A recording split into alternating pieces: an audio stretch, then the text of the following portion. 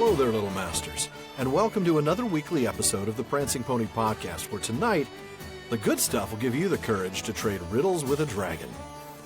West to Hall, my friends. I'm Sean Marchese, the real-life Lord of the Mark, and I'm here with the man of the West, the stabs, jabs, and undercuts to my arts, devices, and stratagems, Alan Sisto. That's kind of like saying I'm the D&D barbarian to your sorcerer. What's my intelligence score then, huh? Like a 6, maybe. Ouch. All right, folks. Tonight we finish up chapter... That's good. It's okay. I can pick you up and throw you like 50 yards. Exactly, right, yeah. Tonight we finish up Chapter 12 of The Hobbit, Inside Information.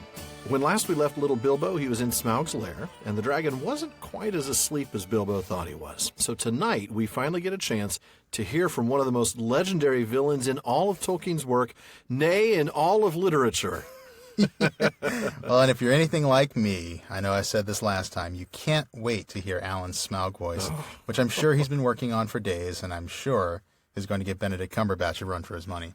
Well, not only do I lack Cumberbatch's acting skill and, well, his looks too, but this is a podcast, I also lack an entire special effects team working on enhancing the audio. So let's just lower that bar of expectations, right? Like the dwarves in the last episode about... You know, they're not bad if you don't expect much. Fine. But I think we are probably getting ahead of ourselves, aren't we? Yeah. So before we get too far ahead, let's get started with our Tolkien quote of the day. Well, and let's not delay this one because it's an old favorite of ours and I think everybody else. Oh, yeah. We've mentioned this quote before in our first season, maybe even in our first episode. I think so. Yeah, I can't remember quite for sure. But yeah, so this quote comes to us again. We're going to the 1955 letter that Tolkien wrote to the poet W.H. Auden, who had reviewed Lord of the Rings in a couple of magazines. Today we're going to bring up a famous comment in that letter that has to do with the first story Tolkien ever wrote. It's a story that has something surprising in common with The Hobbit. So here's the quote. I first tried to write a story when I was about 7. It was about a dragon. I remember nothing about it except a philological fact. My mother said nothing about the dragon, but pointed out that one could not say a green great dragon, but had to say a great green dragon. I wondered why, and still do. The fact that I remember this is possibly significant, as I do not think I ever tried to write a story again for many years, and was taken up with language. Well, we've talked a few times before about Tolkien's mother Mabel and the lasting impact she had on him, despite the fact that, she died when he was still a boy. Mm-hmm. Here we see that Tolkien credited her with helping him get taken up with language by correcting his grammar. Such a simple parental thing to do. Yeah. Alan, I know this is one of your favorite quotes. Why don't you go ahead and get us started? Well, what makes this one of my favorite Tolkien quotes are two things. The first is just how brilliantly it rings true. Even without knowing the rules of adjective order, I just knew this was right in my gut. And two, how deeply it impacted Professor Tolkien. Yeah. Note that while he stopped writing stories for a while, it wasn't because he was emotionally crushed by his mother's tendency to correct his grammar, as might happen to somebody in today's culture where we're often taught that there is no right or wrong way to say things. It wasn't like, I'm so sad because of what my mom did that now I don't want to write anymore. No, it's because he wanted to get it right. So he studied language first. This is like mastering the tools of his craft before returning to the craft itself. And I just think that speaks volumes. Yeah, that's a really good point about his sort of perfectionism. That you said that perfectly. I think, mastering the tools of the craft before going back to the craft. Yeah. One thing that I like about this is, Tolkien is talking about, well, you even said this. He's talking about one of those things that a native English-speaking adult probably never thinks of, the proper order of adjectives. Mm-hmm. Although we might not realize it every day, there are some subtle rules about the order that adjectives are supposed to go in. Yeah. Interestingly enough, I don't know if you remember this, about 1.5 years ago, there was a quote from a book called The Elements of Eloquence by an author named Mark Forsyth that went viral on Twitter and Facebook. And it talked about the proper order of adjectives, and it actually mentioned Tolkien's great I do seem Green to remember Great Dragon story. Something vague about it. I don't remember it in Yeah, detail, I mean, I think anybody who was on Twitter or on Facebook and that was who following followed Tolkien stuff like we do, in the fall of 2016 probably saw it when it went viral. But basically, Forsyth argues that adjectives absolutely have to be in the order of opinion, size, age, shape, color, origin, material, purpose, and then the noun. Oh my goodness! And just Google elements of eloquence if you want to see the list, because there's no way you're going to remember. And I'd have to see examples too, I think. Yeah, exactly. And I think green great dragon is a perfect example. Sure. You put great before green because you put size before color. Right. And there are definitely exceptions, and I've read quite a few rebuttals to this Forsyth rule by some prominent linguists. So it's not that clear. It's not that set in stone. Sure. But what's really cool about it is that this is something that we do without thinking about. Yeah. And Tolkien sort of traces his lifelong interest in language to this one formative experience of realizing that this is something we do without thinking about it. Wow. And I just think that's so neat. It is. I kind of wish I could remember exactly what it was that first awakened my love of language as a child. And I've been thinking about it, and I just can't remember. I can't remember that one thing that happened. Well, I wish I could remember what I had for lunch yesterday, but that's my problem. There's that too. Yeah.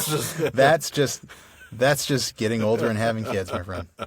Well, we should go ahead and get on with the discussion, shall we? Yeah, let's do that. Well, we left off right before Smaug spoke, so I think that means we start with Smaug speaking. So without further when Smaug ado, speaks, people listen. thanks to, well, yeah, especially because he sells insurance or financial services or whatever that was. E.F. Hutton, I think it was. E.F. Hutton. Boy, that's an old ad. Showing our age there, Sean. Totally. And now, thanks to you selling this and making it into this big deal, I'm all nervous about trying to read Smaug when before it was just a dragon. You're going to do great. Yeah. We all believe in you. Well, thief, I smell you, and I feel your air. I hear your breath. Come along, help yourself again. There is plenty, and to spare. But Bilbo was not quite so unlearned in dragon lore as all that, and if Smaug hoped to get him to come nearer so easily, he was disappointed.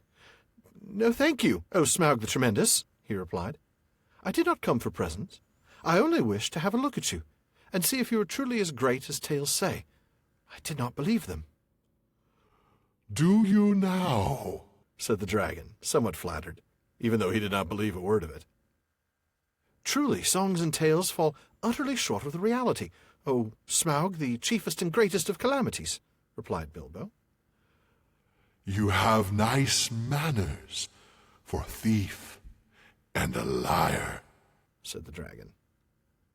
"You seem familiar with my name, but I don't remember smelling you before. Who are you? And where do you come from, may I ask?" "You may indeed.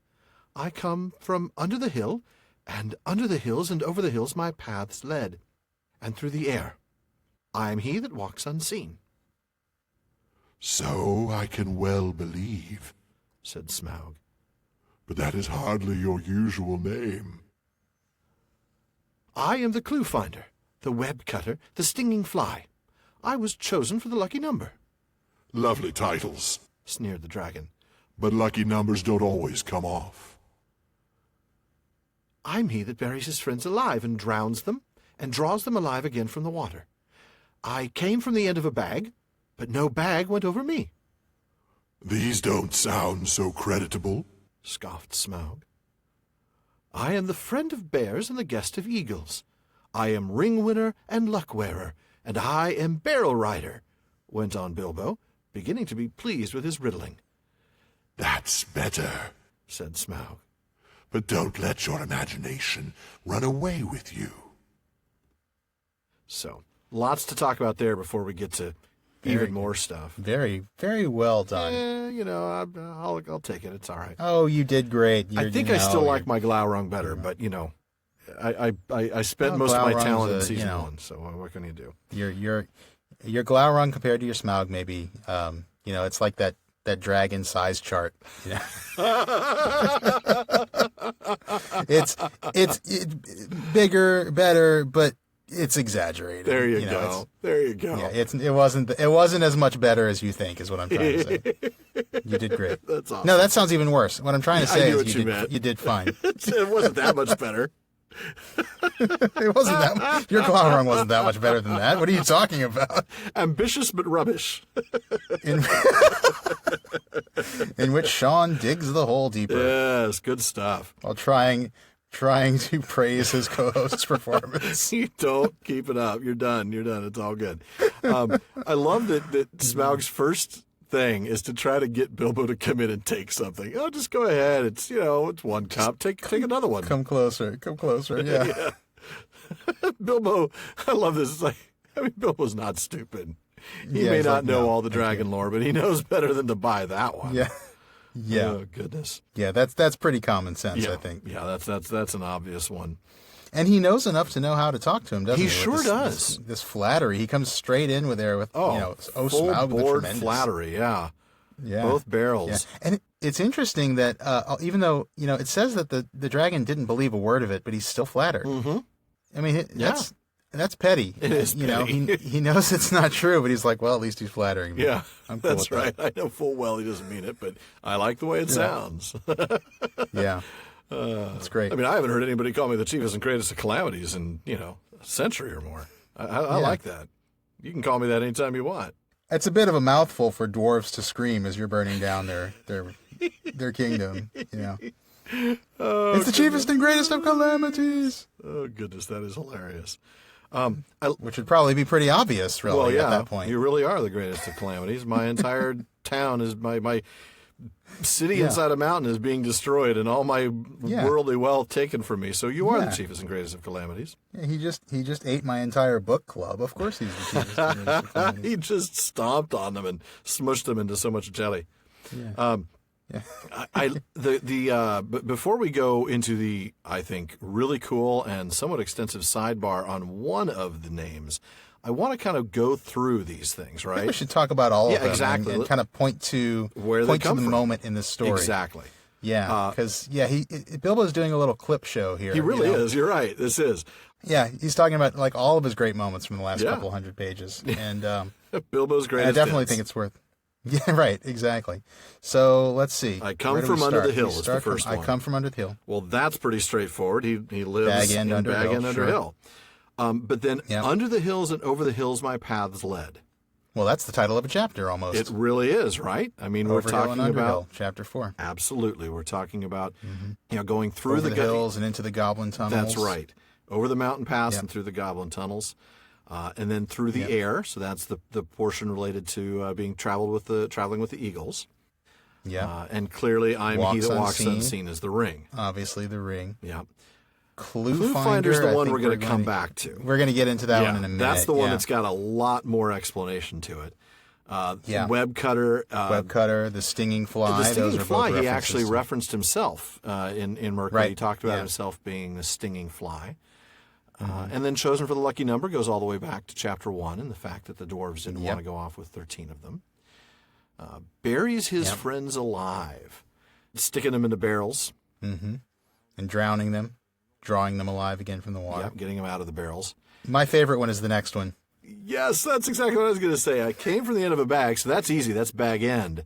But no bag went over me. No bag went over me. He's talking about the troll sacks. I love that. That's great stuff. I love that one. It's such awesome wordplay. I am the friend of bears, Beorn.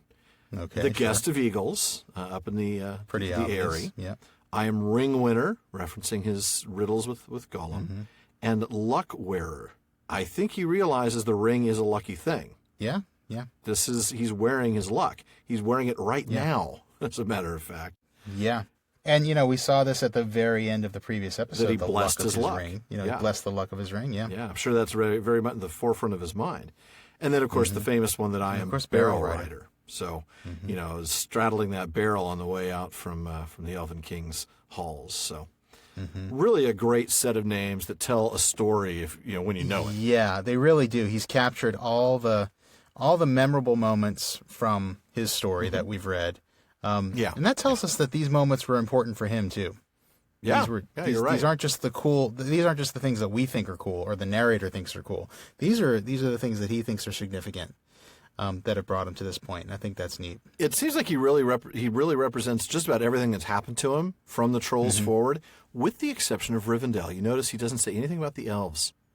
He's the friend of bears and the guest of eagles. He doesn't say the guest of mention elves or the, right, I don't know. Or even the prisoner of elves. Yeah. In one case, and he doesn't say anything about his elven sword either, does he? No, he does not. I mean, the stinging fly in this case isn't mentioning sting as a weapon. It's mentioning him and his ability to cause harm to these bigger strike creatures. back at the predator spider. Yeah, yeah. That's a good point. He almost mentions sting there, but yeah, he doesn't quite.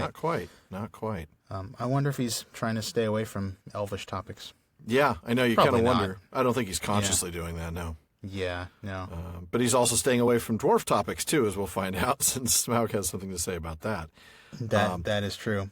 I know we want to talk a little bit about Cluefinder, yes, maybe more than a little bit about Cluefinder, but really quickly though, I want to just point out that this is really Bilbo at one of his most Tookish moments. Yes, it is. And I think that's significant because we see at the very end he's beginning to be pleased with his riddling. Yes. Which we dangerous. should know by now that's dangerous.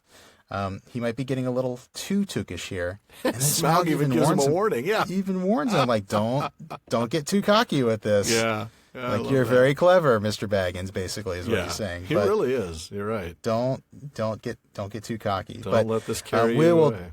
Yeah, we will definitely get into that in a moment. But now let's definitely spend some time on Cluefinder, because I think Corey Olsen had something to say about this in exploring J.R.R. Tolkien's The Hobbit. That was. It was just a jaw-dropping moment for me. And I'm going to read a little bit from his book. He says, Cluefinder is a bit of a puzzle, since it isn't clear what clue Bilbo is referring to. And he's absolutely right. You know, while all the other riddle names are really clear, as we've just discussed, you're probably wondering, well, what clue is he talking about here? Now, going back to Olsen's words, it might conceivably be a reference to Bilbo's figuring out the meaning of the message in the moon letters. Okay. However, I suspect... Again, Olsen talking. Right. I suspect that Bilbo means something quite different here. The word clue originally meant a ball of string. The Greek hero Theseus famously found his way out of the labyrinth in Crete by sneaking a clue of thread in with him. The use of the word clue in the Theseus story led to the modern sense of the word, something you follow to find the way out of a puzzling problem or situation. Bilbo is referring, I believe, to this older meaning of the word clue. He is probably referring to the ball of spider thread that he used to find his way around Mirkwood. That's right. So by now, listeners, you're probably even more confused. You're thinking, wait, what ball of spider thread? Yeah. What book are you guys reading?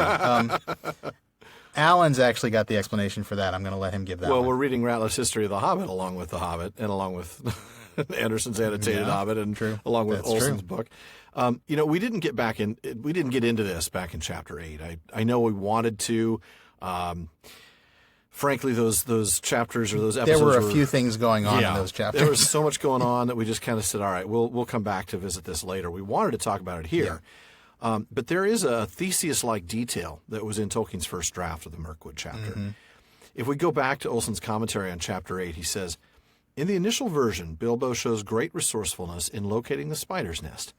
The spider that Bilbo killed when he woke had left a trailing thread. The Hobbit finds it, and Bilbo follows the thread back toward the path and past it to the colony, winding the excess string into a ball as he goes. Bilbo not only uses the thread to guide him back to the spider colony where the dwarves have been taken, but he also leaves a trail behind him back to the path. After he crosses it, a trail that he can follow to safety, as Theseus does in the Labyrinth of Crete. Before the book went to publication, however, Tolkien rejected this idea, got rid of Bilbo's guiding thread, and deleted almost every reference to it. Now, I want to pause there to read the footnote that he put in this section in chapter 8. He says, I believe that there is one lingering reference to Bilbo's ball of thread which Tolkien neglected to remove, and which remains even in the latest editions of the story. We'll come across this reference later on in chapter 12. And we have just done so. That's exactly right. So there's your flashback to chapter 8, folks. Yeah, exactly. Frankly, I'm still reeling from the knowledge that clue originally meant a ball of thread. I actually looked into this.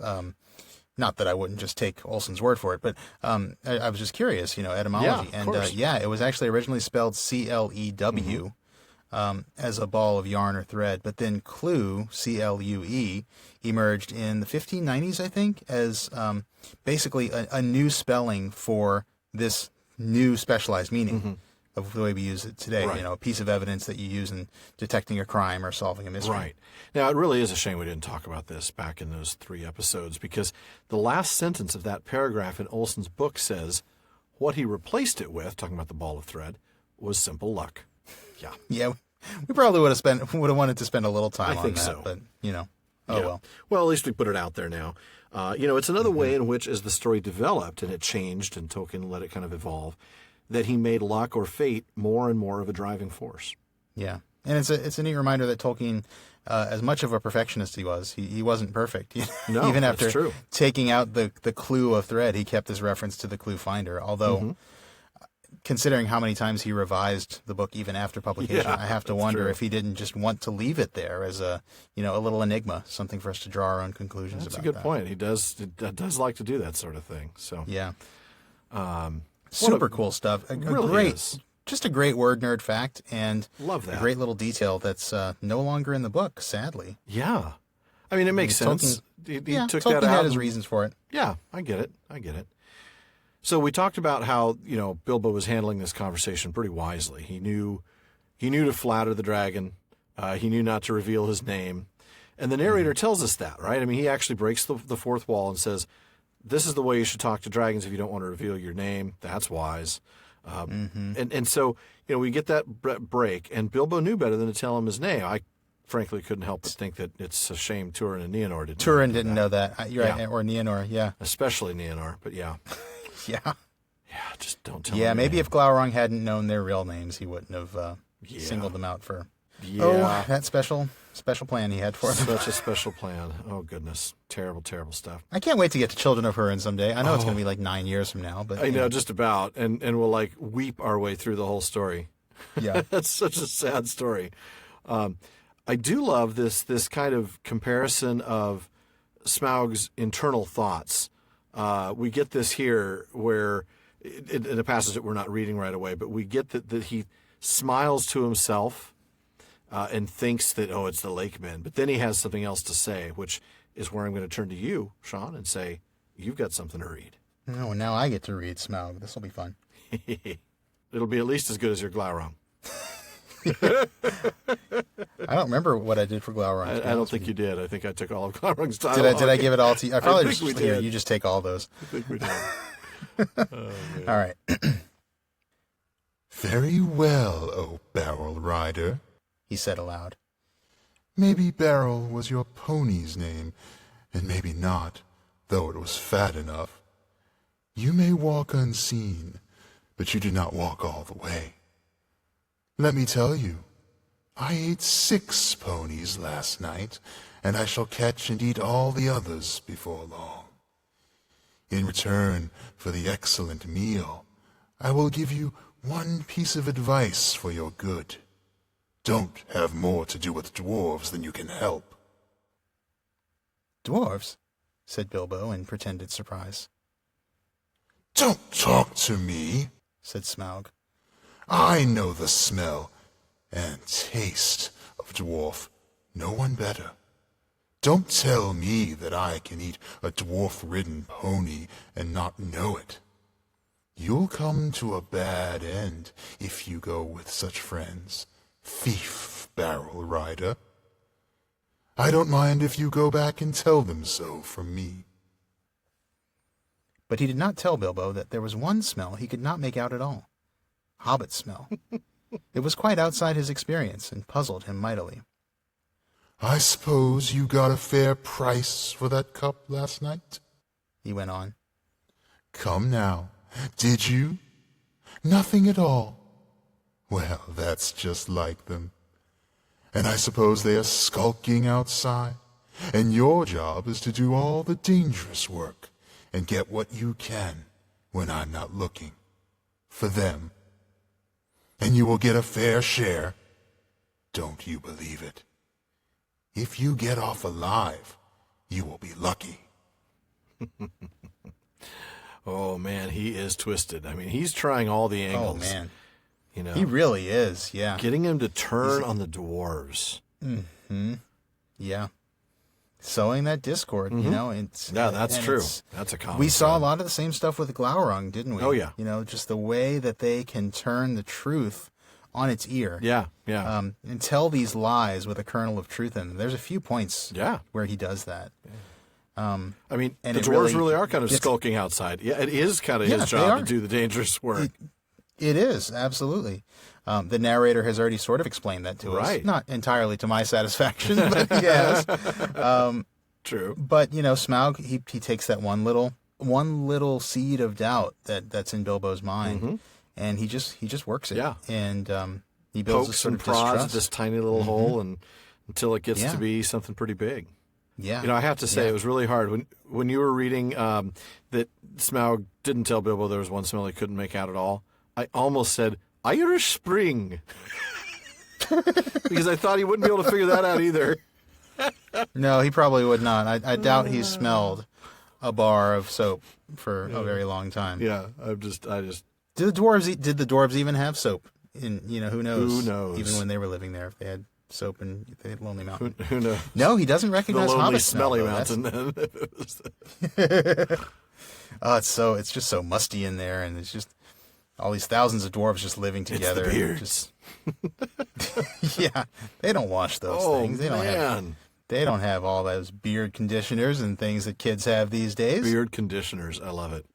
But yeah, it's interesting that Smaug does not recognize Hobbit No, smell. of course. I mean, it's not a surprise. You know, it remind. I mean, where would he have that Yeah, no, it's experience? not. Really? Right. Well, it reminds me once again how hobbits sort of come out of nowhere in the Yeah. history of Middle Earth. Yeah.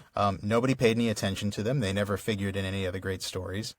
And once again, we see where that's useful. Yeah. Well, we're about to see where that's useful because Smaug doesn't know. And they live in Bilbo such is where he an comes from. insular way. I mean, they're only in the Shire and in Bree. Right. That's it. They don't At least at spread this out. point, you know. Yeah. Right. Once upon a time, they would have Well, been yeah, down at on the other you know, side of the riverbank, Anduin. but- Yeah. Yeah. But, yeah, and it just reminds me with this sort of, they've stayed under the radar for so long, and they've sort of become the perfect instruments for the events that are going to bring about the catastrophe of the You're Third right. Age, you know? You're right. You really are. It's perfect because nobody really knows who they are. Everybody underestimates them. That's exactly what I was about Saruman. to say. It's that lack of knowledge that then leads to them being underestimated in so many ways. Yeah. Yeah, even the dwarves really underestimated him. Oh, yeah, for sure. So yeah, Yeah. I guess that comes as an advantage in many ways, and we'll see some of that more Yeah. again as we move forward. So, well, I am going to. There's a very long passage that I'm going to tackle here, and so I beg your indulgence. I ask you to allow me to read this lengthy passage. Please enjoy it, but there's a lot here, and We then really will- just couldn't split it up. we really honestly. couldn't. There's Yeah, just no way to- where in the world could we have broken this up? So, just bear with me as I get through this and enjoy, and we'll discuss each of the things that come up after the passage. Bilbo was now beginning to feel really uncomfortable. Whenever Smaug's roving eye, seeking for him in the shadows, flashed across him, he trembled, and an unaccountable desire seized hold of him to rush out and reveal himself and tell all the truth to Smaug. In fact, he was in grievous danger of coming under the dragon spell. But plucking up courage, he spoke again. "You don't know everything, O Smaug the Mighty," said he. "Not gold alone brought us hither." You admit the us. Laughed Smaug. Why not say us 14 and be done with it, Mr. Lucky Number? I am pleased to hear that you had other business in these parts besides my gold. In that case, you may, perhaps, not altogether waste your time. I don't know if it has occurred to you that even if you could steal the gold bit by bit, a matter of 100 years or so, you could not get it very far. Not much use on the mountainside. Not much use in the forest. Oh, bless me, had you never thought of the catch? A 14th share, I suppose, or something like it. Those are the terms, eh? But what about delivery? What about cartage? What about armed guards and tolls? And Smaug laughed aloud. He had a wicked and a wily heart, and he knew his guesses were not far out, though he suspected that the lake men were at the back of the plans, and that most of the plunder was meant to stop there in the town by the shore, that in his young days had been called Esgaroth. You will hardly believe it, but poor Bilbo was really very taken aback. So far, all his thoughts and energies had been concentrated on getting to the mountain and finding the entrance. He had never bothered to wonder how the treasure was to be removed. Certainly never how any part of it that might fall to his share was to be brought back all the way to Bag End under hill. Now a nasty suspicion began to grow in his mind. Had the dwarves forgotten this important point too? Or were they laughing in their sleeves at him all the time? That is the effect that dragon talk has on the inexperienced. Bilbo, of course, ought to have been on his guard, but Smaug had rather an overwhelming personality. "I tell you," he said, in an effort to remain loyal to his friends and keep his end up, "that gold was only an afterthought with us. We came over hill and under hill, by wave and wind, for revenge. Surely, O Smaug, the unaccessibly wealthy, you must realize that your success has made you some bitter enemies." Then Smaug really did laugh, a devastating sound which shook Bilbo to the floor, while far up in the tunnel the dwarves huddled together and imagined that the Hobbit had come to a sudden and a nasty end. Revenge! He snorted, and the light of his eyes lit the hall from floor to ceiling like scarlet lightning. Revenge? The king under the mountain is dead, and where are his kin that dare seek revenge? Girion, Lord of Dale, is dead, and I have eaten his people like a wolf among sheep. And where are his sons that dare approach me? I kill where I wish, and none dare resist. I laid low the warriors of old, and their like is not in the world today. Then I was but young and tender. Now I am old and strong. Strong thief in the shadows, He gloated. My armor is like tenfold shields. My teeth are swords. My claws, spears. The shock of my tail, a thunderbolt. My wings, a hurricane, and my breath, death. "I have always understood," said Bilbo in a frightened squeak, "that dragons were softer underneath, especially in the region of the chest, but doubtless one so fortified has thought of that." The dragon stopped short in his boasting. Your information is antiquated, He snapped. I am armored above and below with iron scales and hard gems. No blade can pierce me. "I might have guessed it," said Bilbo. "Truly, there can nowhere be found the equal of Lord Smaug the Impenetrable. What magnificence to possess a waistcoat of fine diamonds!" Yes, it is rare and wonderful indeed, said Smaug, absurdly pleased. He did not know that the Hobbit had already caught a glimpse of his peculiar undercovering on his previous visit, and was itching for a closer view for reasons of his own. The dragon rolled over. Look, He said. What do you say to that? "Dazzlingly marvelous, perfect, flawless, staggering!" exclaimed Bilbo aloud. But what he thought inside was, "Old fool! Why, there is a large patch in the hollow of his left breast, as bare as a snail out of its shell." After he had seen that, Mr. Baggin's one idea was to get away. "Well, I really must not detain your magnificence any longer," he said, "or keep you from much-needed rest. Ponies take some catching, I believe, after a long start. And so do burglars," he added as a parting shot as he darted back and fled up the tunnel.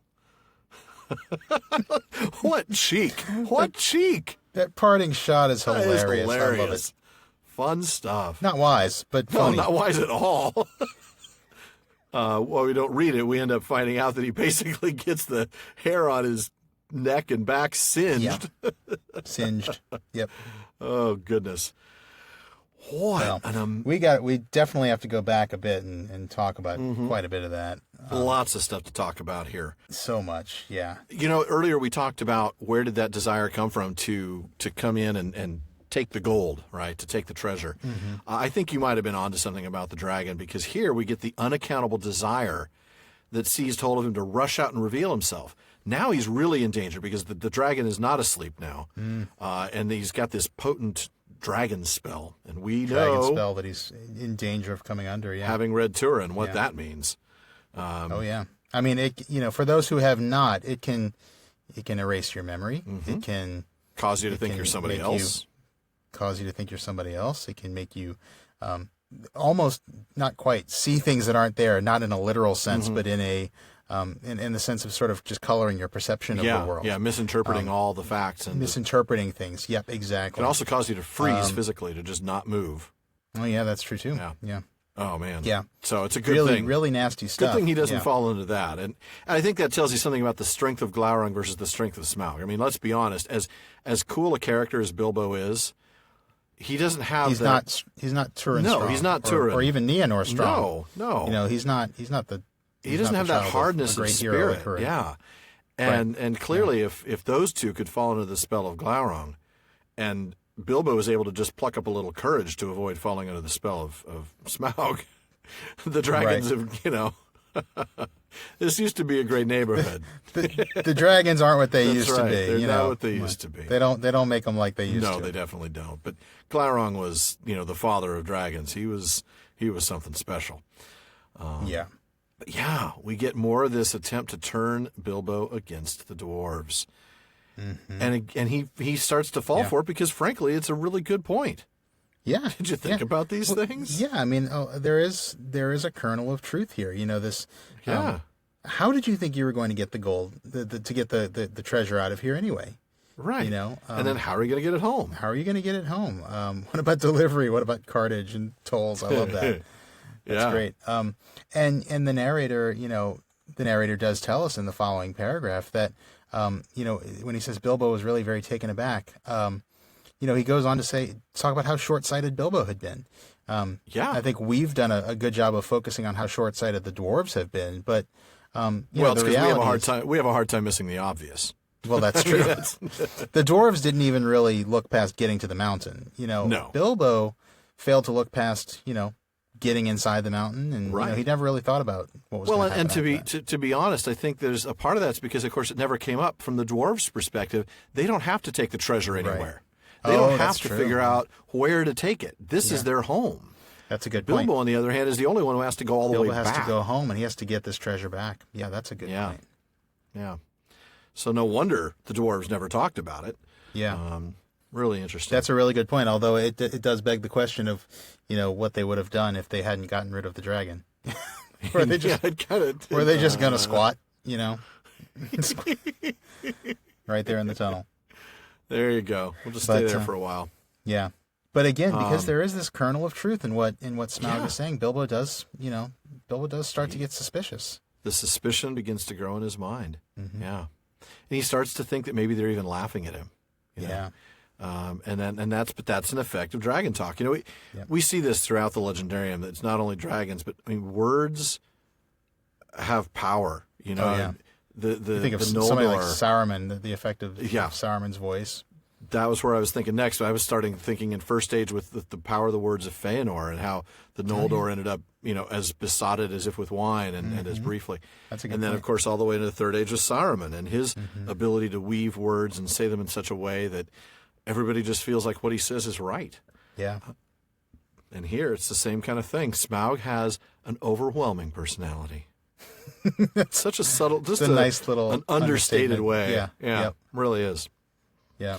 I love Bilbo's attempt, though, to try to kind of save the dwarves here, to remain loyal, as the text says, that he brings up revenge. And boy, does Smaug lose it there. A little bit of a mind game, too. I think it is. There's an intimidation tactic there. It's like, oh, no, it's not your treasure. We're here to get revenge on you. We want to kill you. Yeah, that's meant to shake Smaug up a bit.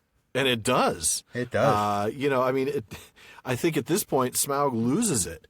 You know, I mean, he really, he's still the arrogant, I'm in control, condescending, but he's lost a bit of that control. Mm-hmm. His response is way like, you've got to be kidding me. Yeah. But not in a sense of humor. I mean, he's ticked that you even dare to think about it. How dare you even suggest that you could get revenge on me? There's nobody in the world today who can take me down.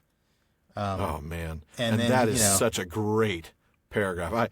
It is. That was my favorite to read. I have to admit. I bet. Well, yeah. I mean, how fun. From the great. I mean, the great just reminder of how much Thorin and his company are not their ancestors. How much Bard hasn't even appeared yet, but Bard is not Girion. Bard's not Girion. No.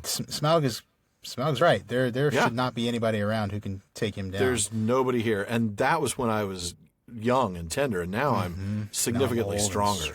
Strong. And then he describes, and this boasting is You've got some cool stuff on that. I know we want to talk about.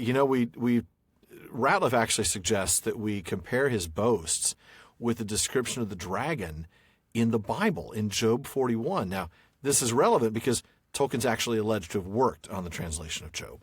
Yeah, that was interesting to hear. I knew that he had translated Jonah for the Jerusalem Bible. I think he actually mentioned that himself in one of his letters, letter 294. But I think so.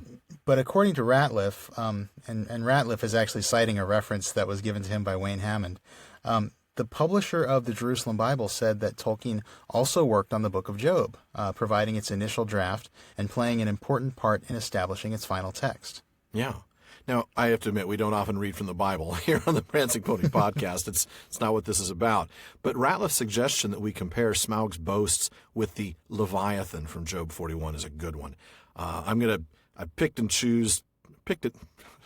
and choosing. I'm like, how do I past tense that? I picked and chose? That sounds terrible. I have picked and chosen? Yeah, that's awful. Kind of terrible. Yeah. It does, doesn't it? Yeah. Yeah. So I've sort of because chosen rhymes with nose, and so you're thinking picked and chosen. Oh, that's really bad. I've selected a few verses to read that will really remind you, I think, of Smaug's boasting.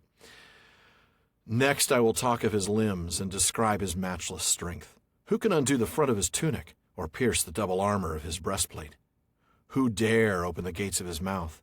Terror reigns round his teeth.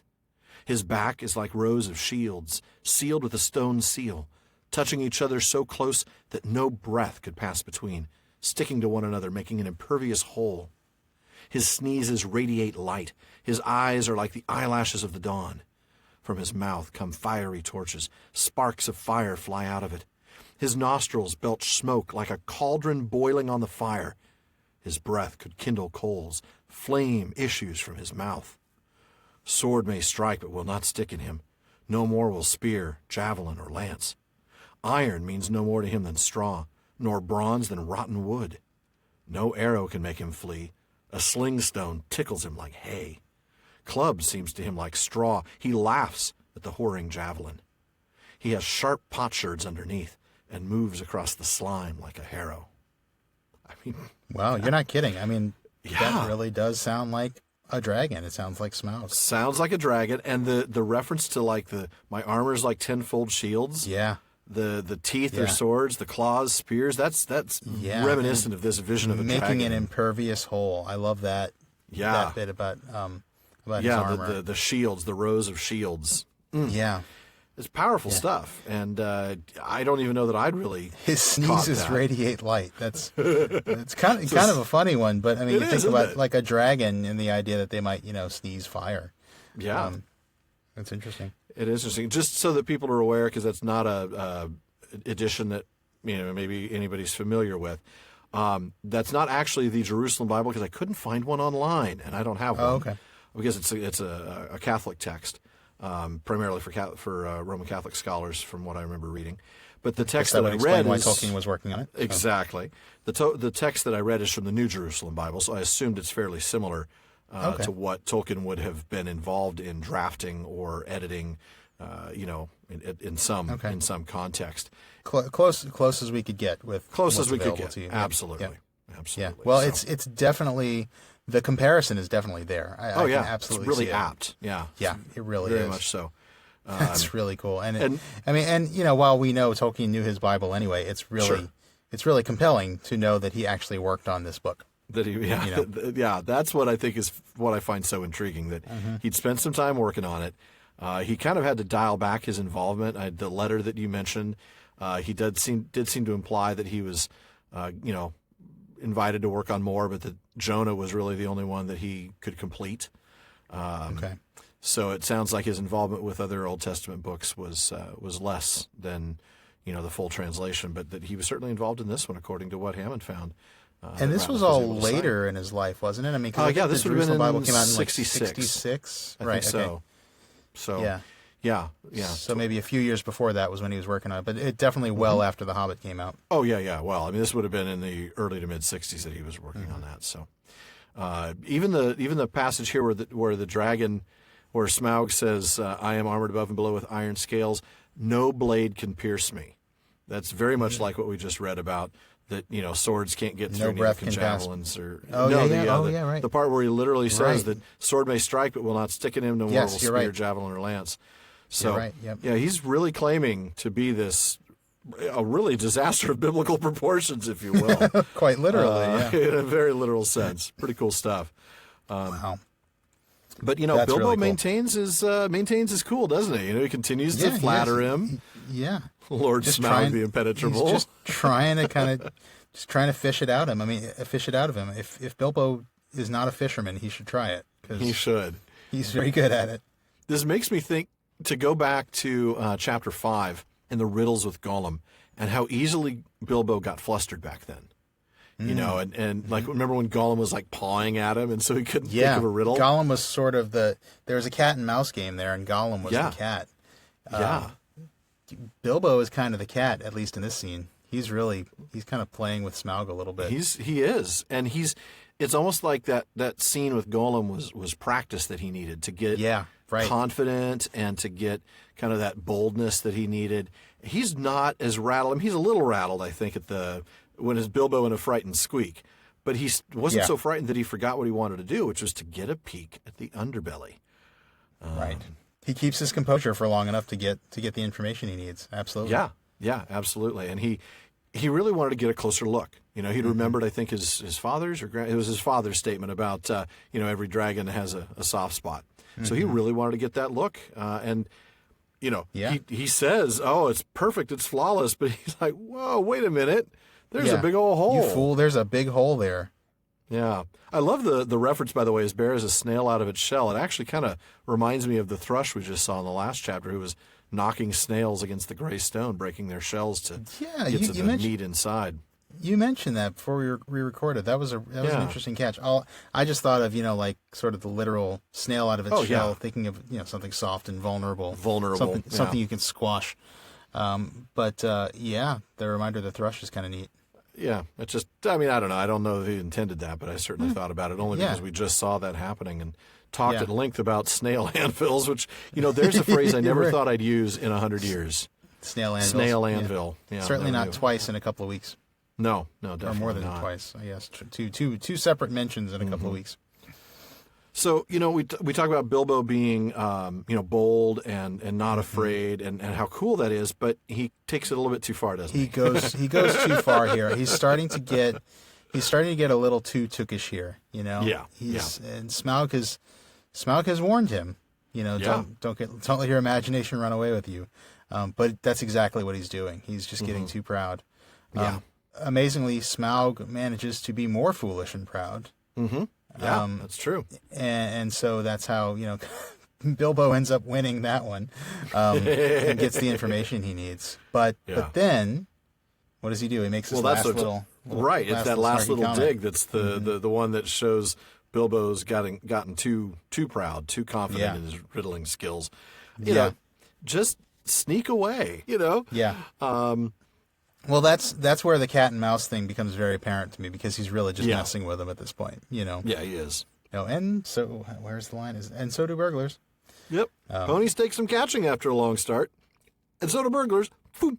I'm out of here. You could just see him like Like those old Exit stage cartoons left. with the outline of his dust, Yeah, the right. shape, and Yeah, then it collapses. There's a Bilbo-shaped dust cloud where he was a moment ago. Yeah.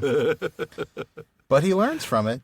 He does. does. He gets singed. He learns from it. He comes up with this neat little proverb, doesn't he? Never laugh at live dragons. Yeah, I love that. Never laugh at live dragons, Bilbo, you fool. Yeah. I love that we get a typical Tolkien spoiler that it became a favorite saying of his later.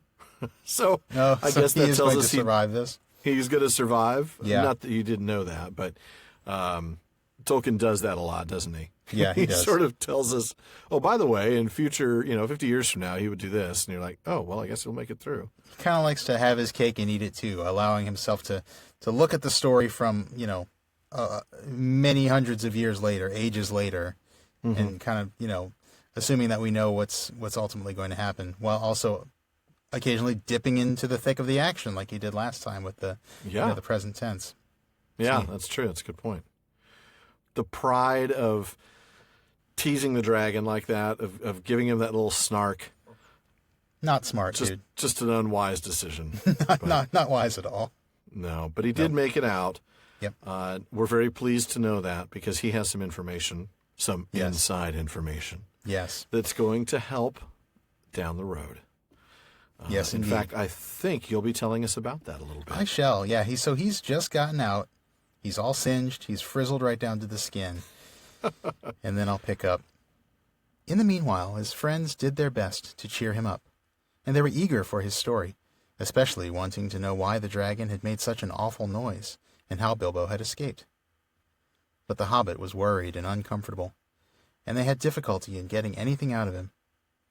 On thinking things over, he was now regretting some of the things he had said to the dragon, and was not eager to repeat them. The old thrush was sitting on a rock nearby with his head cocked on one side, listening to all that was said. It shows what an ill temper Bilbo was in. He picked up a stone and threw it at the thrush, which merely fluttered aside and came back. "Drat the bird," said Bilbo crossly. "I believe he is listening, and I don't like the look of him." "Leave him alone," said Thorin. "The thrushes are good and friendly. This is a very old bird indeed, and is maybe the last left of the ancient breed that used to live about here, tame to the hands of my father and grandfather. They were a long-lived and magical race, and this might even be one of those that were alive then, a couple of hundreds of years or more ago. The men of Dale used to have the trick of understanding their language, and use them for messengers to fly to the men of the lake and elsewhere." "Well, he'll have news to take to Lake Town all right, if that is what he is after," said Bilbo, "though I don't suppose there are any people left there that trouble with thrush language." "Why, what has happened?" cried the dwarves. "Do get on with your tale." So Bilbo told them all he could remember, and he confessed that he had a nasty feeling that the dragon guessed too much from his riddles, added to the camps and the ponies. Wow. Yeah. That's not a good feeling. That out there. You know? To realize it's your fault that Yeah. the entire city is about to get burned. Yeah. Yeah, and initially he doesn't want to tell them. I love this. He's regretting Not that I know some of the things he firsthand, said. mind you. No, I don't. That's But I know a what good it's point. like to feel like you've said something you shouldn't have said, and Yeah. Oh, I definitely. I know you've that hurt, feeling. You've hurt somebody. You've hurt somebody Yeah. or something from. Yeah, I've done that, and it's a terrible feeling. And you just, I can't take it back. I wish I could, and there's nothing Yeah. you can do. You're powerless. Mm-hmm. It's a terrible feeling, and I'm sure Bilbo's just sick to his stomach. No wonder he's frustrated. No wonder he Oh yeah. throws the rock at the thrush, Poor thrush. who he's apparently worried has a and +4 to his dodge roll. I mean, I'm back. Thrushes probably have pretty high dexterity. It's don't they? birds, yeah. I'd imagine they have for very sure. high dexterity. Yeah. Constitution like 1, but Sure. Yeah. Yeah. it is a bird after all. Yeah. Intelligence of what? 3. Well, these are speaking ones. So These we're are gonna smart give them- thrushes. Yeah. These are definitely smarter than your Your typical barbarian bird. character that we were talking about earlier. Good point. I do love Thorne's explanation of the thrushes, though. This is where we Yeah, that's finally really get some cool. information to dig in on their help that they give, their role, and even the fact Yeah. that this one. I know we said, it must have been the son or grandson of that one, but Thorin does tell Thorne us here, says doesn't this he? that could be have been- one that was alive. Yeah, they were a long-lived That's and magical race. amazing. So, yeah, I had forgotten that detail when we talked about this. Yeah, I had too. That a single thrush could be 200 years old. 200 years old. Or more, Wow. yeah. And that they could communicate back with the Men of Dale. Dale. I love that. Yeah, But of course, I love that detail because there's a bit more of that, that animal speech that we talked about before with Beorn and the eagles. And I want to talk more about this when we actually get to Bard, because the dragon slayer talking to birds is kind of a classic mythological trope that I want to dive into another time. When we meet Bard. When we meet Bard. When we first meet Bard. Yes. Interesting, though, that Bilbo observes that there's probably nobody left there that troubles with thrush language. And, he makes a point. One of the things he probably remembers is the fact that nobody there believed the dragon existed. Nobody remembered their history, yeah. Right. And so if nobody remembers their history, why would they remember how to talk with birds? Yeah. So it's a good point. It's a reasonable assumption. Yeah. It doesn't happen to be true, but it is a reasonable assumption. Well, except that it does, because the thrush doesn't speak its own. It's not as though it is not as though. Oh, did the thrush actually Bard speak? understands thrush speech so much as the thrush is able to speak the language that Bard speaks. Well, that's a technicality. Come on. Well, I mean, in other words, I don't have to learn how to speak thrush language if the thrush comes to me and says, enough. "Hey, dude, what's up?" I don't have to learn his language. You're right. Fine. Yep, you're right. All right. That sounds so good. I'm going to record that and make that a stinger. You're right. You're right. Yeah, it won't happen often. No, it won't. No. Except for every time we agree, which is almost Most of every the time. minute of every That's true. podcast. That is true. I do love after that confession that Balin is the one who tries to Balin comfort comes him. up and actually, I love that. Good old Balin. He's such a great. The more we read, the more I love Balin. He's such a just a kindly character, and he's always in Bilbo's corner. he really is. He really is. And like he tells him, I think you did well. You found out one useful thing, and frankly, you're lucky to be alive. Yeah. So That's super cool. He really did not have to say that. No. He could have just said, "Oh, they're there, Bilbo. It'll be fine." But Right. No, it's like, well, he- you did. Yeah, he gives you did specifics good. and says, you did really well. And in fact, I'm going to go ahead and pick up right after that. Okay. That turned the conversation, and they all began discussing dragon slayings, historical, dubious, and mythical, and the various sorts of stabs and jabs and undercuts, and the different arts, devices, and stratagems by which they had been accomplished. The general opinion was that catching a dragon napping was not as easy as it sounded, and the attempt to stick one or prod one asleep was more likely to end in disaster than a bold frontal attack. All the while they talked, the thrush listened, till at last, when the stars began to peep forth, it silently spread its wings and flew away. And all the while they talked and the shadows lengthened, Bilbo became more and more unhappy, and his foreboding grew. At last he interrupted them. "I'm sure we are very unsafe here," he said, "and I don't see the point of sitting here. The dragon has withered all the pleasant green, and anyway the night is come and it is cold. But I feel it in my bones that this place will be attacked again.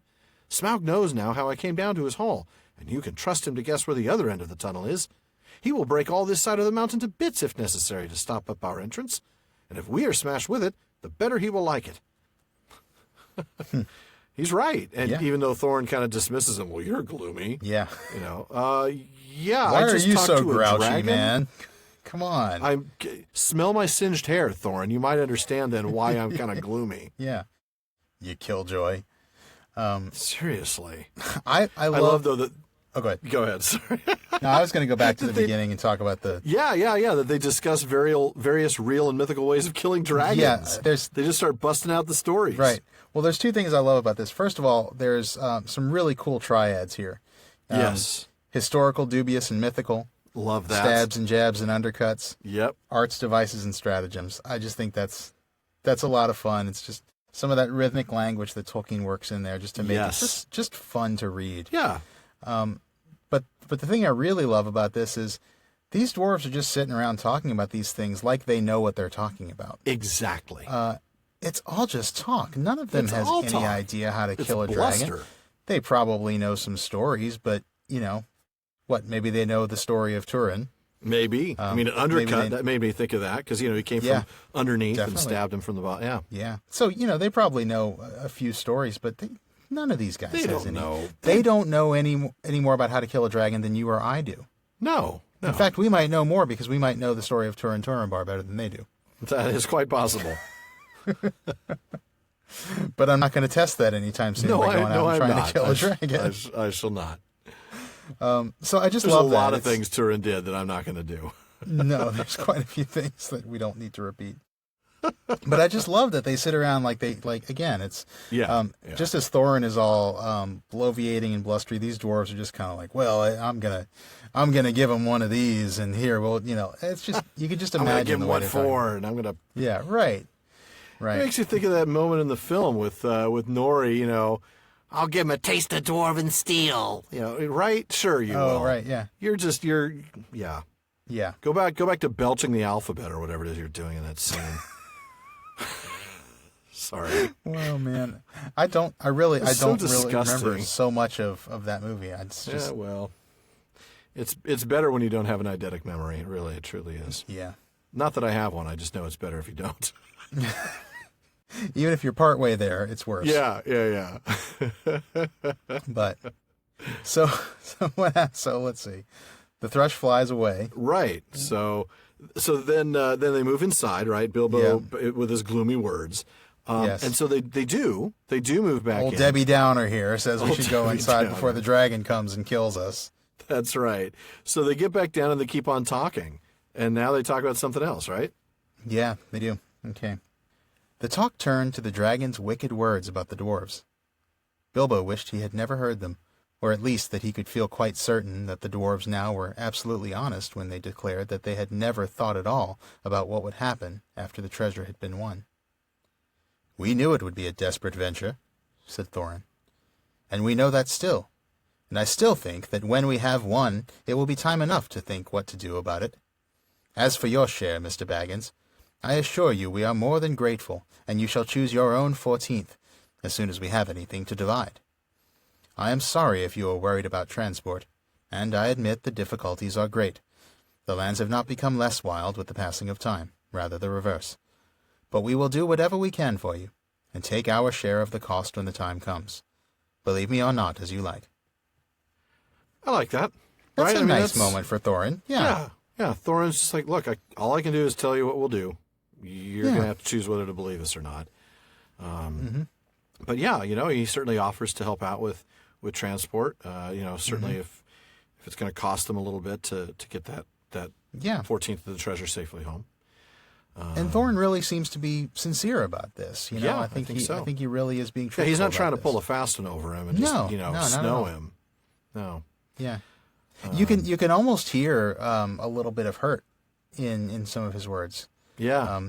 I'm sorry if you're worried about transport. I admit the difficulties are great. He's right.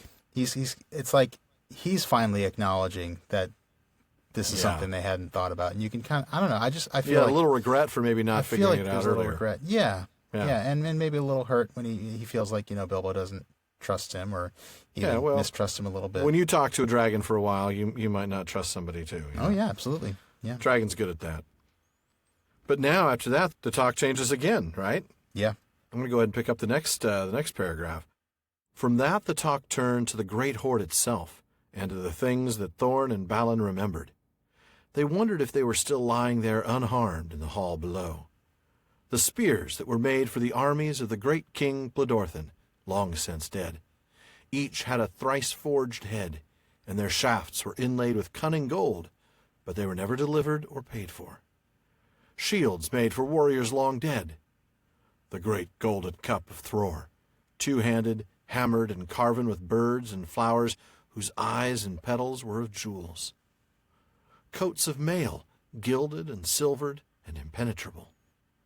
The necklace of Girion, lord of Dale, made of 500 emeralds green as grass, which he gave for the arming of his eldest son in a coat of dwarf-linked rings, the like of which had never been made before, for it was wrought of pure silver to the power and strength of triple steel. But fairest of all was the great white gem, which the dwarves had found beneath the roots of the mountain, the heart of the mountain, the Arkenstone of Thrain. There you go. Wow, what a cool list of. I love that. Yeah. You know what this makes me think of? I'm just now thinking about this. This makes me think of an epic catalog. Yeah. You know, like in the Iliad, there's like the catalog of ships, like the you're right. 10 pages of listing like all the different ships and who's the captains and who's on them. This is kind of like that. It's like this really long, epic list of treasures, amazing objects, amazing treasures. And man, I want to know so much more about every one of these. I know. And we will talk about some of them, but yeah. Yeah. By the way, this is the first time in the text that the Arkenstone is ever mentioned. Oh, that's right. Yeah. You know, I think the movie made it such a central thing from the get-go that it's easy to forget that this is the first time it's ever brought up. So, just saying. Yeah, and well, and the movie gave it so much like it was the symbol of kingship and all that. It really was. Right. You know, what we really see here is it's a beautiful gem. It's something that they treasured, but oh yeah, like it wasn't like exactly the I can't remember exactly what it was. You know, like it was. Yeah, the king's jewel. That was the and recognition of the divine king's right to rule. Yeah, divine right to rule. Yeah, and like Professor Drought said, there is no divine right to rule. Right. This is right. What are you talking about? Right. But anyway, I don't want to bash. I'm not here to bash the movies. No, but it's an interesting. It is an interesting thing to point out that this is the first time we're hearing of the Arkenstone. For those of us who know the movie, it's like, oh wow, yeah, we did not get to it before this point. No, and that's really important. It's surprising. It's a little jarring. It is. It is. But let's go ahead. You know what? I know. I'd love to spend time talking about all of these things. The necklace of Giri. I can't. 500 emeralds. I know, man. That's incredible. Beautiful must that have been. Yeah. But we are going to talk. I even want to know about the coat of rings that they made for his son, which isn't even here now. Yeah. It was given to him. But no, we really want to talk about this name that spears of the great King Bladorthin, because we've been saying that name a lot on this podcast, but not in this context. No, that's true, because up until recently, I think like 12 pages in the typescript earlier, Bladorthin, or Bladorthin if you prefer, was the name of the wizard. I do not prefer. Gandalf was the name I do not prefer. Somehow, though, that sounds like it might be like I don't know, like the failed product name after a focus group of like an adult diaper or something. Bladorthin. See, I think of it as like a prescription medication, like a diuretic. Like a diuretic, Ask your doctor. Ask your Bladorthin doctor. is right for you. Bladorthin is for you. Ask your dwarf king if Bladorthin is right for you. Oh, that's funny. Side effects include growth of facial hair, even in women. Dehydration. Death. Wait a minute, what? No, thank you. That always cracks me up when you hear that on a commercial for some medication. Oh, yeah, right. Yeah, Side effects may include rash, headaches, vomiting, and death. Yeah, it's like... You're like, wait a minute, what? Well, I was taking it for my rash, but I might get a rash, and I might also die, so, Well, at least I'll die without a rash. I will have the clearest skin I've had in life once I am in death. Once I'm not in life anymore. We digress. We definitely quite seriously. It's not exactly what they mean when they say die early and leave a good-looking corpse.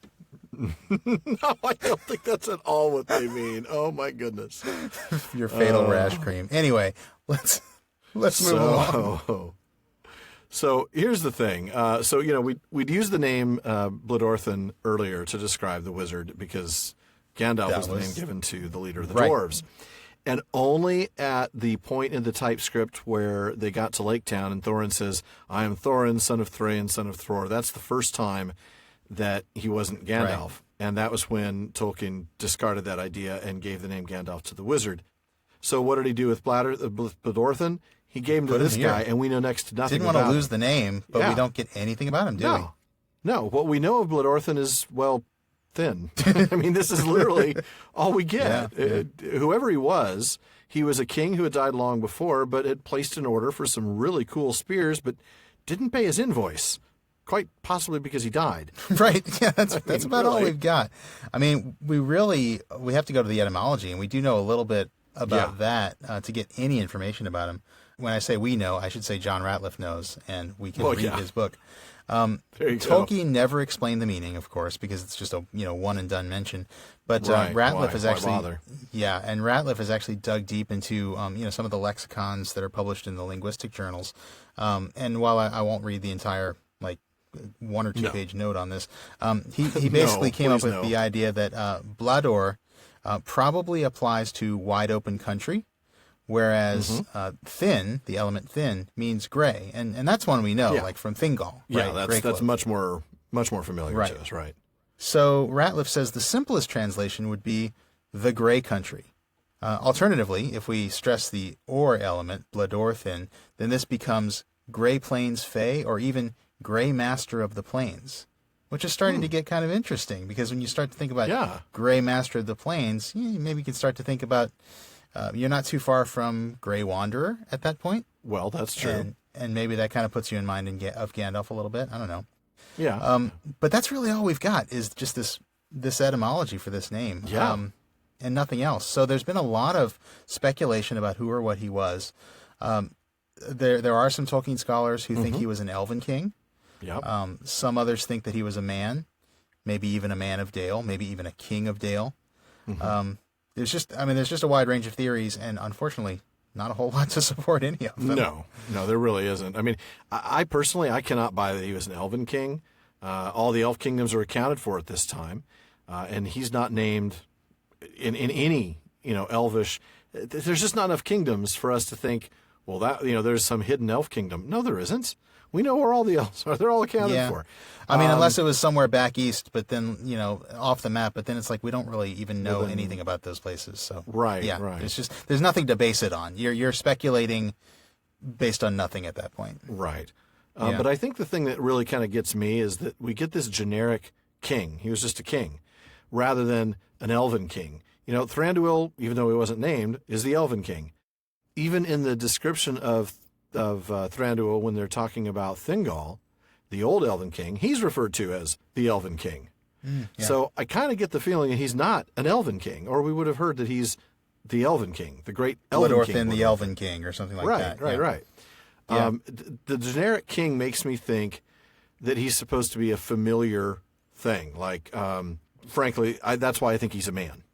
I guess you could maybe wonder if he's a dwarf, but I don't think so. Why would a dwarf get weapons from another dwarf? Why don't he just forge them himself? It's also not very likely, because it is an elven name. I mean, that's the thing. That's why you would think initially elf. Right. But a dwarven king wouldn't take an elvish name. No. But a king of men might. But that's absolutely true. Absolutely. I mean, they do. Yeah. We see that all the time. In certainly in Gondor, we see men, royalty taking elvish names. So I'm thinking man. I think that makes sense. I think that makes sense. I'm also leaning towards man. The thing I notice is, where it says he's long since dead. Yeah, that's true too. That'd be unusual for an elf. Elves can certainly be killed, but the fact that we're not told what happened to him, it doesn't say anything about King Bladorthin who was slain in the blah blah blah. He just died.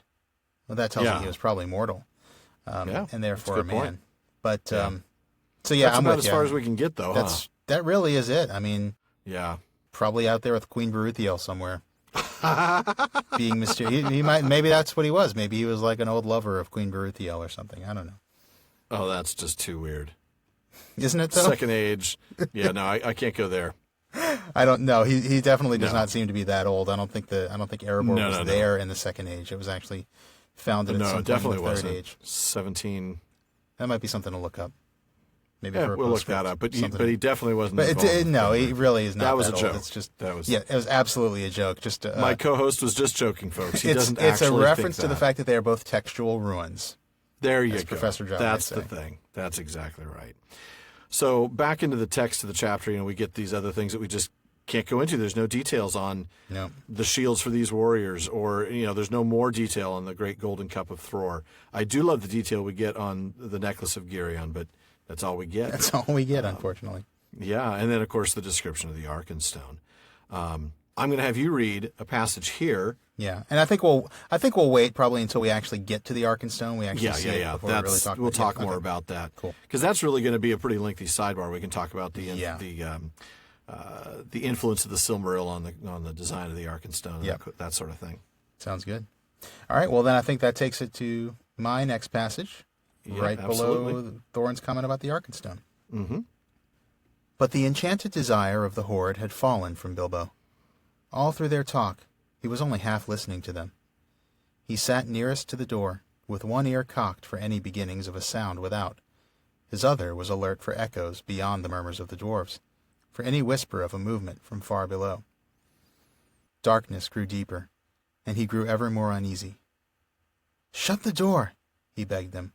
"I fear that dragon in my marrow. I like this silence far less than the uproar of last night. Shut the door before it is too late." Something in his voice gave the dwarves an uncomfortable feeling.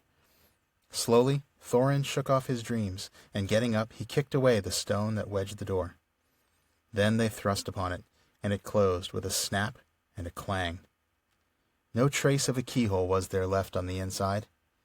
They were shut in the mountain. And not a moment too soon. They had hardly gone any distance down the tunnel when a blow smote the side of the mountain like the crash of battering rams made of forest oaks and swung by giants. The rock boomed, the walls cracked, and stones fell from the roof on their heads. What would have happened if the door had still been open? I don't like to think. My goodness. I like that little that fourth wall break there at the end. Yeah, I don't yeah. like to think what would have happened if the door had been open. Yeah, Yeah. that's cool. What a moment. Bilbo sort of the only one with the presence of mind to remind him, hey, let's close the door, please, because And he's not even basing it on any actual measurable evidence. It's a feeling. just he a gets. hunch. Yeah, And again, that kind of points to the significance of fate and luck. And right, exactly. yeah. And we get that sort of underscored by the fact that they closed the door not a moment too soon. Yeah, yeah. I mean, like almost immediately. They hadn't gone hardly down the path. Yep. I like this moment that they're finally in the mountain now, right? I mean, Bilbo was yeah. previously the only one, well, and Balin. Sort of, just right Yeah, there yeah. on the door. Yeah. Exactly, a few yards. threshold. But Corey Olsen puts it this way. He says, "In anxiety and great fear, cowering in the dark and dreading sudden death, Thorin has finally re-entered his ancient home. The king under the mountain has returned." Wow. Not quite Nice. exactly what he wanted to have as his return to his home, his ancestral home. But that's it. I mean, he's there. It's not exactly the circumstances under which he wanted it, but welcome home. Yeah. Right. You're here now, and now you're stuck here. Yeah. You can't get Which is a out. pretty big deal. You can't get out. The keyhole, there's no keyhole on the inside. They can't Yeah. even see that door. And in fact, now that whole area is just gone.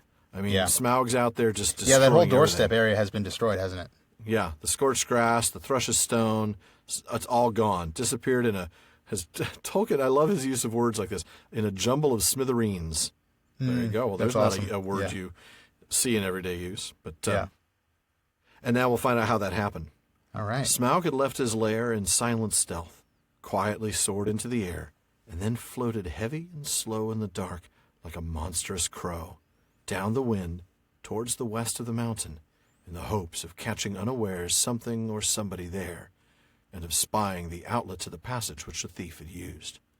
This was the outburst of his wrath when he could find nobody and see nothing, even where he guessed the outlet must actually be.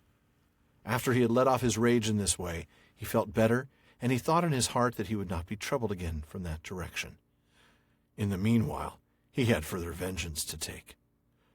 Barrel Rider, He snorted. your feet came from the water side, and up the water you came without a doubt. I don't know your smell, but if you are not one of those men of the lake, you had their help. They shall see me, and remember who is the real king under the mountain. He rose in fire and went away south towards the running river. There you have it. Well, that is a wonderful place to stop a chapter, I got to say. It really is. What a moment. You know, Smaug doesn't even know that this is the entrance, but he figures this is the area. He's a smart dragon, and so he just smashes it to bits. I mean, he knew that there was, that little hole that he had never really bothered to deal with, Yep. So yeah, he's smart enough. he to knew figure where that it out. went out. I mean, it's a straight line. He knows dwarves don't build too many curved passages. Right. So, he like, well, let Yeah. me think. So, he gets frustrated at not finding anything, so he starts just having a tantrum and smashes the side of the mountains to bits. And not something you want to be around for, a dragon tantrum. No. Dragon tantrums are not, there's not much you can do to stop those. But then we see where Bilbo's big mouth. Bilbo's big mouth puts Lake Town in serious jeopardy here. He remembers Barrel Rider. He knew, and he even said when he first heard it, he had already figured out enough of what Barrel Rider might mean. Yeah. And so that's why he goes towards Lake Town. And, he concludes correctly. Even if you're not from Lake Town, you had their help. And it's true. They did. Yeah, absolutely. Yeah. But boy, you got to feel bad for Bilbo. Oh, yeah. Knowing that he will have caused that. Yeah. Or, not caused it, but triggered it. Yeah. Yeah. Well, that'll do it for our chapter discussion today, folks. But as always, we ask you to stick around. We have some more good stuff coming up in Barliman's bag. Yeah, you're going to want to wait around for that. We've actually got an awesome question today about dragons' dietary needs. But first, an announcement. Well, I'm sure that if you're listening to us, and this isn't the first time that you've listened to us, we've been invited to Mythmoot 5 as special guests. Taking place June of this year, just a few months from now, and it's an incredible opportunity. And it's an opportunity we're both really excited about because we're going to be doing something really special. We're going to be doing a live episode broadcast from Mythmoot in the main room. We're going to be because we are crazy. Really. I mean, that's just woof. Yeah, the live thing is we'll get it figured out. We have a couple of months. But we're going to be the only event in our time slot, so everyone will be there to see us either pull this off or not. Unless they're taking a nap. Unless they're taking a nap, which okay. Everybody might say, Prancing Pony podcast is at that time. That's when I'm going to get my nap.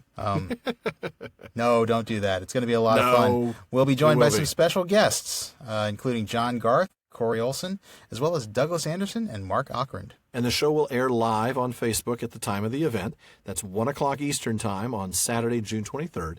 And it should also be released the next day as episode 88. And if we stay on schedule, that's going to be happening right as we're wrapping up The Hobbit and getting ready for Season 3. Now, Mythmoot is generously covering our event registration and meals, but we still have to find a way to get there and stay there for a few days. Thankfully, we have raised over $1,000 through our recent T-shirt campaign, and that covers both of our airfare. So now we hope that you'll help out with lodging expenses by joining the Fellowship of the Podcast. That's our Patreon family at patreon.com/prancingponypod. We were never planning to do a live episode from a moot until we got to our next goal, but we just could not turn this opportunity down, and we hope you understand that. We know you understand that. We know you do, and as always, we trust you to help us make it happen. In fact, some of you have already done more than your fair share to help make it happen. Yep. We've had several people sign on recently at the higher tiers, and we want to thank each of you very much. We're grateful for all you've done and for all that the rest of our Patreon family has done, because thanks to each of you, and I do mean each of you, we've been able to make some big improvements to the show, including the move to weekly episodes that we did back in October. Now, of course, to make joining the Patreon family worth your while, we have some really fun rewards like exclusive content. Like our postscripts to each episode. Now, you know what these are. You've heard us talk about them before. Mm-hmm. After we record each episode, we listen to it before it releases to see if we left out anything. Any good insights, good jokes, bad jokes, horrible mistakes. We put those into a postscript, usually about 10 or so minutes, and that's available to our Patreon supporters. And we usually release those postscripts on the same day that their related episode gets out. So if you want access to those bonuses, be sure to join the Fellowship of the Podcast. Next up, though, we want to give a very special shout-out to our patrons at the Kierdans contribution tier. Demay in Alaska, James in Virginia, Tamsin in Minnesota, Dawn from Vancouver Island, and Emily from Texas. Thank you all. Now, if you want a personalized shout-out on our episodes, well, you know where to go. But we don't want you to feel obligated by any means. We would love for you to consider signing up for the Fellowship of the Podcast, but only if you can afford it, and only if you think we've earned it, frankly. We know some of you can't, and you choose to support us in other ways, which we are very grateful for. So even if you can't join us on Patreon, please keep enjoying the podcast. We'll keep making it. That's right. So, Alan, I know we want to get on with Barliman's bag now, and I think you drew the first straw. So do you want to start us off? Sure. We're going to start with a question from Shay in Israel. This one's been in the bag for a few months, but we've been waiting for now to bring it up. In episode 57, you talked about Gandalf and Thorin's discussion about the secret passage to the Lonely Mountain and the possibility that Smaug might already have discovered it. Now remember that Thorin says it's probably not secret any longer. He says old Smaug has lived there long enough now to find out anything there is to know about those caves. to which Gandalf replies that even if he knows about it, he can't have used it because it's too small. 5 feet high the door, and 3 may walk abreast, say the runes, but Smaug couldn't creep into a hole that size, not even when he was a young dragon, certainly not after devouring so many of the dwarves and men of Dale. Shay's question basically boils down to this. It's been a long time since Smaug ate all those dwarves and Dale men, 171 years. Why is his belly still so big? Do we know anything about dragons' growth rate or their metabolism? Do they grow only after eating? And if so, how fast? Or is it dependent on age like all other creatures? Well, this is a fun one. I mean, I think maybe he just doesn't have room to get a dragon-sized treadmill into his mountain lair. Well, even if he did, who's going to deliver it? I mean, maybe he could place an order with, Dick's Sporting Goods in Lake Town, but they're going to just leave it on the doorstep. I don't see him tipping the delivery guys to set it up inside. He's not much of a tipper. Smaug isn't. No. Or his only tip is not eating you. Right. Yeah, exactly. I will let you live. Or maybe he just can't burn many calories when he sleeps all day and only leaves the house to get takeout. Well, all joking aside, and really we could be here all day, Tolkien being Tolkien, we don't really know anything about dragons' growth rate or metabolism or diet. We do know that their growth seems to be partly a function of their age because of Gandalf's comment that he couldn't fit through it even when he was young, right? Which certainly implies that young dragons are smaller than old ones. Yeah, that makes sense. I think what really happened is this. He was young when he overtook Erebor and destroyed Dale. He was still growing. Yeah. Maybe he was going through dragon puberty. Yeah. I mean, I sure felt like destroying a town and stealing some gold every day when I was 13. I'm sorry, dragon puberty. Who didn't feel like destroying a town? Right. When they were 13. So, okay, fine. Smaug was young. He loads up on protein, thanks to the hairy protein, thanks to the dwarves and men of Dale. It's the beards. And he has a growth spurt. It's the beards, that's right. Get those out of my teeth. If he wasn't small enough to get through the secret passage before, well, after this growth spurt, he certainly wasn't small enough. That seems reasonable to me. I mean, I think that's definitely our answer within Tolkien's universe.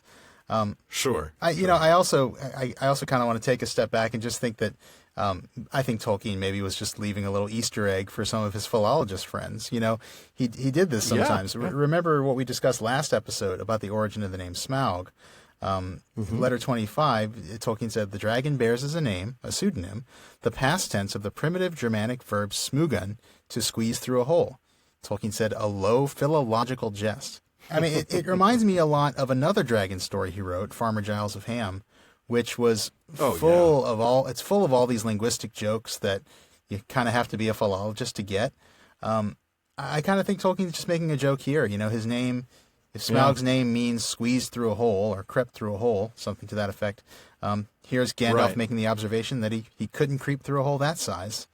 So... that is typical Tolkien. An obtuse joke that only 3 people in the world might get at first, right. But still funny. Until someone explains it, and then we all understand it. Yeah. Exactly. Well, that was a great question, Shay. Thank you for that one. Yeah, thank you, Shay.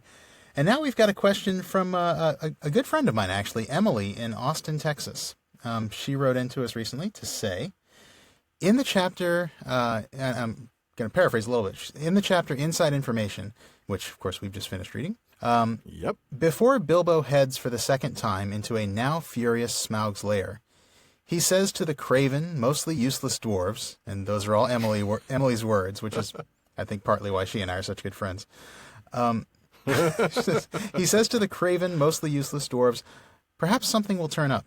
Every worm has his weak spot, as my father used to say, though I am sure it was not from personal experience. Now, Emily says, you've been addressing the breakdown of the Baggins throughout Bilbo's journey, but perhaps what's truly important is the balancing of Baggins and Took. Bilbo's father was a Baggins, and as Bilbo is set to show up the dwarves' lack of courage, the Hobbit's mind turns to his Baggins' side. At the same time, he acknowledges that old Bungo would not have gotten that knowledge firsthand.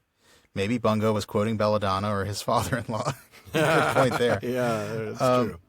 The importance of his, Baggins' father to Bilbo, as he does some of the most Tookish work he has yet accomplished, caught my imagination. Going on, Emily says, Tolkien addresses the balance between fate and luck and choice, or fate and luck on one hand and choice on the other hand, throughout the Hobbit. You've also pointed out other dichotomies the professor's work discusses, like hope and despair, light and dark. Here's my question. What do you think about the concept that Bilbo's journey is toward balance, in this novel alone, as well as in the rest of his story? Awesome question. And, Yeah, it really and she's is. actually asked a few other further questions about this in relation to the One Ring and the larger story that I think I want to save for a little later. But this one alone I think is a really good one. Yeah. So for now, then, the question on the table is this. Is Bilbo's journey really to find the balance between his Took and Baggins side rather than just finding his inner Took? Yeah, I think that's the question in front of us. And Yeah. and I think the answer is yes, I think it is to some degree. Yeah. I think we've probably spent a lot of time, maybe too much time, celebrating those Tookish moments. And we tend to see the Baggins moments in a different light. You know, those are the moments when he's scared or he's uncomfortable. He wishes he was back at home eating bacon. Well, who doesn't? Right. But I think there is probably some truth to Emily's idea that what Bilbo needs is to find the balance. And I think this chapter gives us a really good example of that. When he's at his most Tookish, which is riddling with the dragon, that's when Right. he gets cocky. And that's when he gives away too much information. And as we've discussed, you know, that too much information induces Smaug to take his revenge out on Lake Town, which, you know, Yep. causes death and destruction that, you know, that obviously was so far from Bilbo's intent. Sure. I think what Tolkien's showing us is that just like too much Baggins nature can be a bad thing because, you know, maybe it's stuffy and boring and predictable and lacking in, you know, romance and fantasy, I think he's saying that too much Took nature can also be bad. It's reckless. Yeah. It can cause a lot of damage. It's probably something that a man whose last name meant foolhardy, and of course I'm talking about the professor himself, Tolkien, he probably knew that quite well. You know, without a doubt. I mean, we talk about finding the Took, but that's because the Took is nearly non-existent at the beginning of the book. Bilbo has to find his inner Took in order to survive and succeed in his adventures. Yeah. But he can't go too far. Not only is comfort at home part and parcel of the nature of a hobbit, the fact is if he gets too Tookish, he becomes a danger to himself and others. Yeah, that's true. Thank you to Shay and Emily. And folks, that almost wraps it up for another episode of the Prancing Pony Podcast, but we are going to ask you to stick around for just a couple more minutes. As always, thank you very much for joining us, and we look forward to having you join us again next time when we begin Chapter 13 of The Hobbit. And that's when Bilbo finally convinces the dwarves to, you know, come deeper inside this mountain they've been talking so much about. Gee, you think? Folks, we invite you to please check out the official library tab on our website, theprancingponypodcast.com. We've got links to everything from inexpensive paperbacks to some really good stuff for your Tolkien collection. And in the meantime, if you wouldn't mind heading over to iTunes for us and leaving a review, we'd really be grateful. Those reviews help us get more visibility in iTunes, and that just grows our community of Tolkien lovers. Yep, it absolutely does. And thanks to those of you who have, by the way.